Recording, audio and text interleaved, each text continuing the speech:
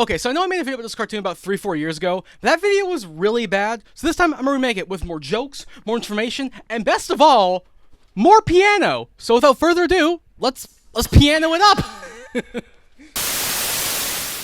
Hello everyone, and welcome to SKZ Talks Animation, show where I talk about animated movies, cartoons, TV shows, whatever I want to talk about because I love animation with my heart and soul because it's awesome and great. Today, we're looking at everyone's favorite cat and mouse duo, Tom and Jerry. And while their usual antics and slapstick are well regarded around the whole animation world because they're so creative, today, we're not going to the usual stomping grounds of House 57 or whatever it's called. Today we're going to the opera with them because the opera is where they got their most famous cartoon of all time and nabbed them one of their many Oscar wins of all time because they're so awesome. And today, I'm gonna look at that because it's my personal favorite Tom and Jerry cartoon of all time because, my god, I love it with the music and the animation. It's so brilliant.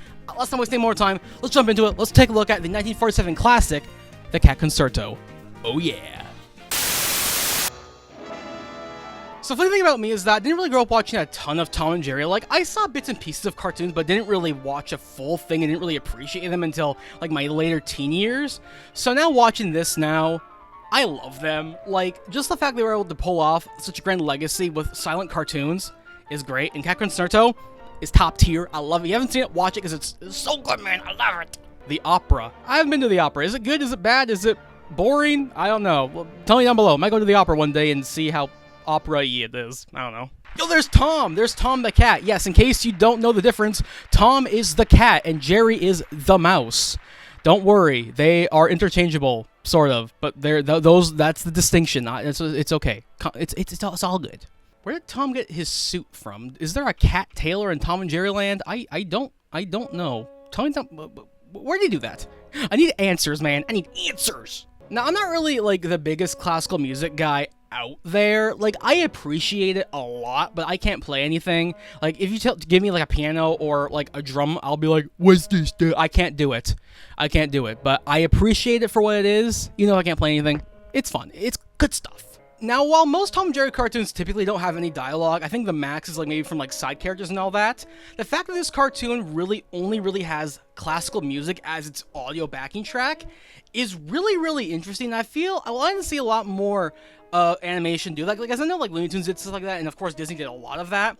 But just seeing your story going on with just music, I think is very cool, and it just shows another level of awesomeness. I just really love that a lot.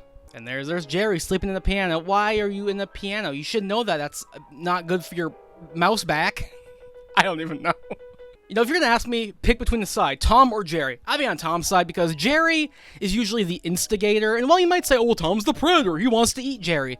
Jerry blows him up with bombs and does bad stuff. So, Jerry, you bad.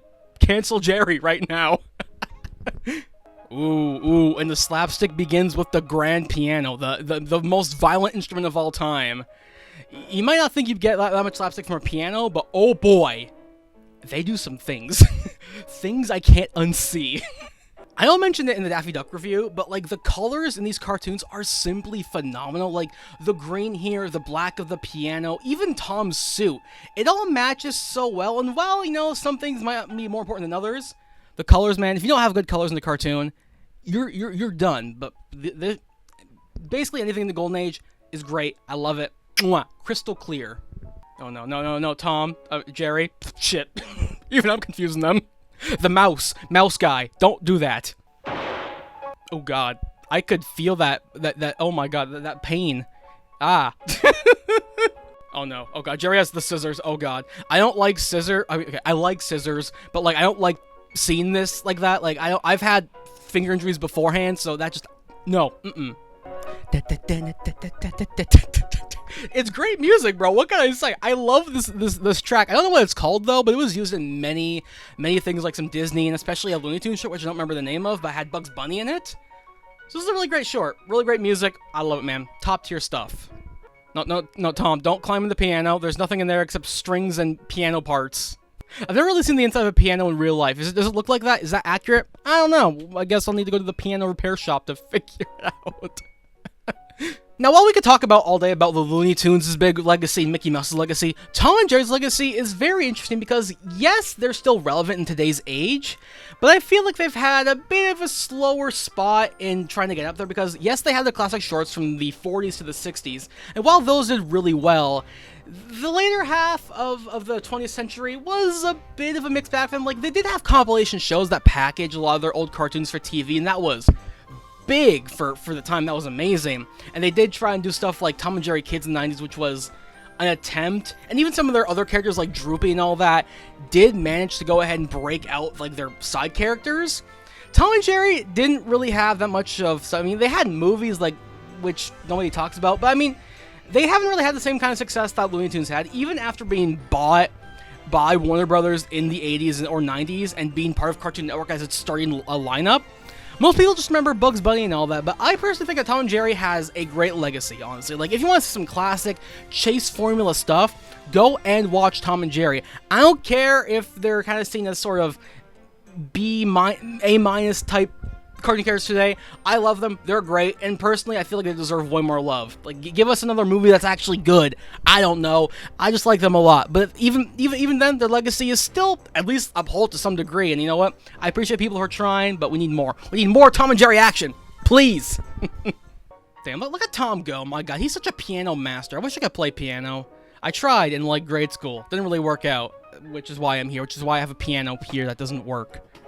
Doesn't work. Oh, no, don't put him there. Oh, Tom, you're gonna, oh, no. I don't like that.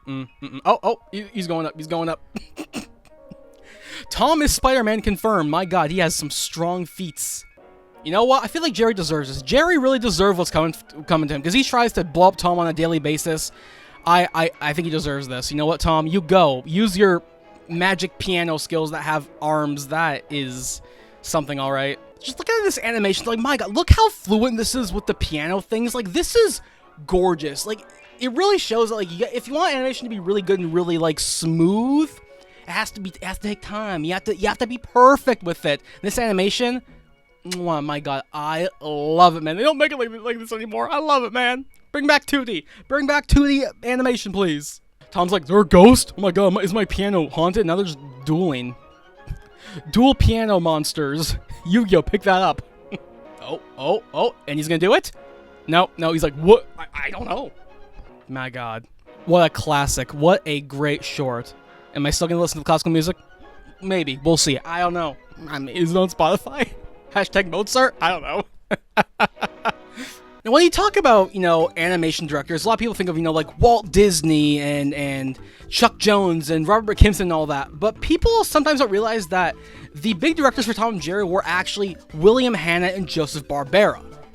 Yes, Hanna-Barbera themselves, the Flintstones, Jetsons, Scooby-Doo, Wacky Races, Yogi Bear, Huckleberry Hound, they're the ones that directed a good chunk of the frickin' Tom and Jerry shorts, and it's really amazing to see what they did in their time there. Like, they started out, they did all this Tom and Jerry stuff, they did a lot of awards, and then they wanted to go and do something different, go and focus more on TV. And while Disney at the time retired all the characters, they're like, we're gonna focus on movies. William Hanna and Joseph Barbera, they just went directly for TV, and they created Huckleberry Hound, Yogi Bear, Scooby-Doo, and they went ahead and they created a legacy of monumental animation. Now, even though you might say, Hanna-Barbera animation is kind of cheap by today's standards, yes, it is. It's very cheap for that time period, but it created some of the most iconic cartoon characters of all time, like Fred Flintstone, George Jetson, Yogi Bear, Boo Boo. You cannot understate how great of an animation studio these guys have. And it's kind of ironic how, in the 90s, when they were all bought up together, they all came under the Warner Brothers umbrella, that Hanna-Barbera came back to Warner Brothers in a really fun way. They all came together, which was really, really cool. And to this day, man, just knowing that Tom and Jerry and Scooby-Doo are under the same umbrella, I think is very, very, very, very cool. I love this. Hanna-Barbera, huge staple of my childhood and many others. I love it. I just think it's a fun tidbit that people don't realize that Hanna-Barbera worked on these cartoons. And to me, it's awesome, man. I love it. It's so cool. And Tom's like, I'm done. His sleeve's ultra ripped. That's it. He's done. And we're supposed to clap for Jerry. Jerry, you are a monster. No, thank you. No, you don't deserve that love. Tom deserves justice for Tom. But there you go. That's Cat Concerto, an MGM cartoon that won Tom and Jerry one of their Oscars. And I gotta say, it damn well deserves it. Like, if you look at Tom and Jerry's legacy, they have some really great cartoons. They have some If cartoons. Cat Concerto is definitely one for the history books. The music, the animation, the timing. It's no wonder that many cartoon studios use this song for so many other great legendary cartoons, including Bugs Bunny and all that. But me personally, like, this cartoon deserves all the praise, and I definitely want to cover more Tom and Jerry in the future. Maybe some Hanna-Barbera in the future, like some Jetsons or Flintstones or whatever, because, my god, it's so great. I love it. And while I don't have as much knowledge of Tom and Jerry as, Looney Tunes, because I know a lot about that, I still appreciate for what they did for silent duos and slapstick and cat and mouse stuff and the chase formula. Tom and Jerry is just so epic on so many levels. I love them. Bring them back in some fun form, please. I beg of you, Warner Brothers. I love Tom and Jerry so much. Without further ado, I'm gonna go and try and learn how to play piano for real because it looks cool. So, piano away!